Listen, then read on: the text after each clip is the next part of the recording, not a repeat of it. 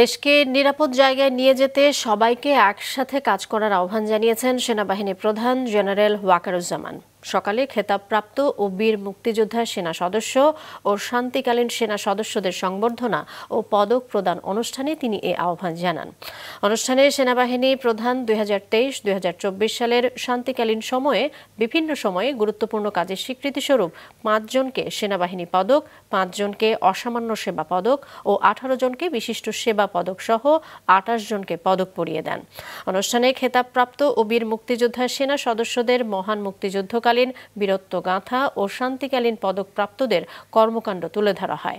সেনাপ্রধান বলেন, সামনে অনেক কঠিন সময়, সেনাবাহিনী দেশের ক্রান্তিকালে জাতির স্বার্থে কাজ করে যাচ্ছে।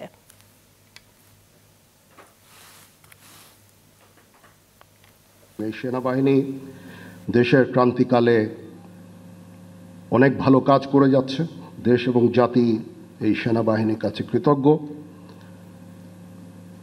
দিনরাত সেনা সদস্যরা পরিশ্রম করে যাচ্ছে দেশের আইন শৃঙ্খলা রক্ষার কাজে।